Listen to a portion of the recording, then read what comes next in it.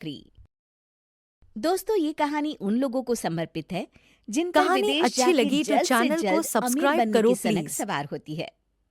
अरे भाई Vinod, suit boot क्या बात है? इतना तैयार होकर कहाँ जा रहे हो? एयरपोर्ट जा रहा हूँ। मेरी विदेश में नौकरी पक्की हो गई है। ओह, विदेश मतलब नेपाल ना?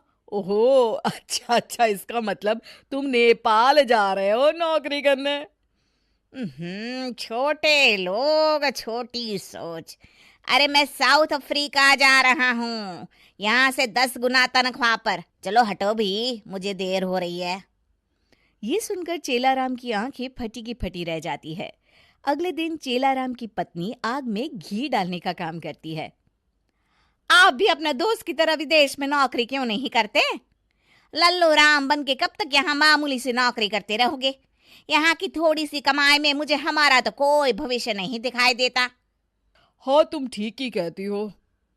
उसी शाम चेलाराम के पिताजी कहते हैं, क्या कहा, विदेश जाएगा? अरे तेरा बाप भी कभी विदेश गया था क्या? इसीलिए तो मैं जाना चाहता हूँ पिताजी।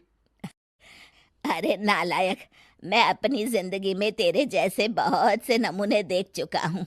तू लोगों की हवाई बातों में आकर कोई ऐसा फैसला मत कर देना कि बाद में तुझे ही पछताना पड़े। क्या पिताजी, आप भी पैसे वाला बनना है तो पैसे वालों के बीच रहना तो पड़ेगा ना। अपने देश में गरीबी के सिवा रखा ही क्या है? यहाँ तो लोग सिर्फ जिंदगी काट रहे हैं, मुझे तो जिंदगी जीनी है। अरे बहू, अब तू ही समझा इस नालायक को। अब बाबूजी, इन्होंने विदेश जाने का फैसला करके ठीक ही तो किया है। अरे आप बेकार में अपना सर खपा रहे हैं, ये दोनों मिले हुए हैं, समझा के कोई फायदा नहीं। थोड़ी देर बहस के बाद चेलाराम के पिताजी बेटे की जिद के आगे हार जाते हैं।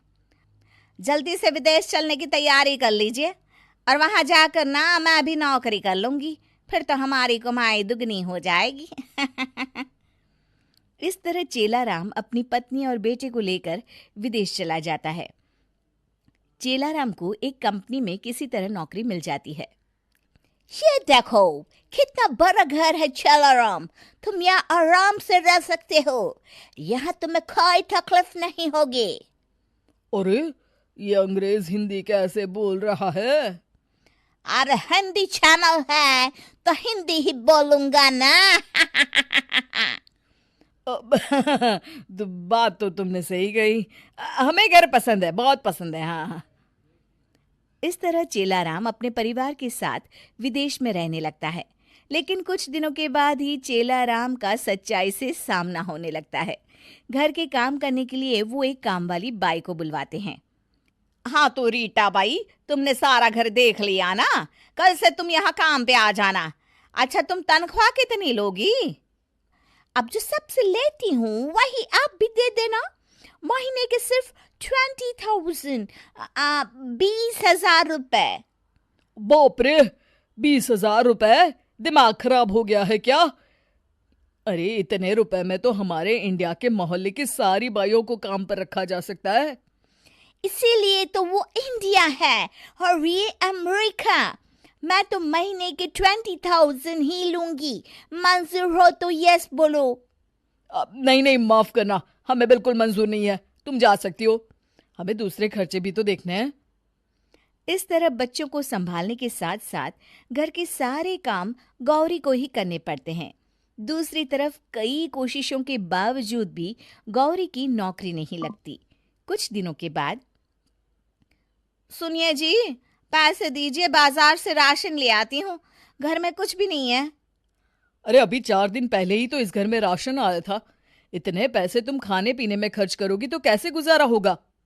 अरे तो मैं क्या करूं, ये अंग्रेज बड़े चालाक हैं, हर चीज पर मनमानी कीमत लगाकर बेचते हैं।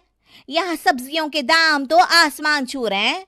अरे जो गन्ने अपने देश में 20 रुपए में मिल जाते हैं, यहाँ उन पर स्टिकर लगाकर ये लोग 200 रुपए में बेच रहे हैं।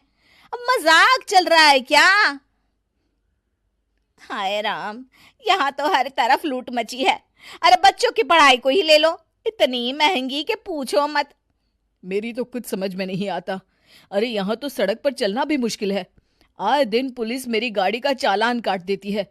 इंडिया में तो 100 रुपये में बात बन जाती थी। तभी दरवाजे पर मकान मालिक हैरी आ जाता है। चलो राम, आज एक तारीख है, इस घर का किराया निकालो, पूरे 30,000, 30,000 रुपए। अरे हैरी, ये तुम क्या कह रहे हो? हमारे बीच तो इस मकान का किराया 25,000 तय हुआ था। अरे वाह, पानी बिजली मेंटेनेंस के पैसे क्या मेरे पिताजी भरेंगे? सीधी तरह 40,000 निकालो, वरना ये घर अभी के अभी खाली कर दो, समझे? पैसे देने के अलावा चेलाराम के पास और कोई रास्ता नहीं होता। आखिरकार उसे पैसे देने पड़ते हैं। धीरे धीरे पैसों के अभाव में उनके घर का बजट बिगड़ता चला जाता है और छोटी छोटी चीजों के लिए भी उन्हें तरसना पड़ता है। बस बहुत हो गया, मैं तो इस जिंदगी से तंग आ चुका हूँ।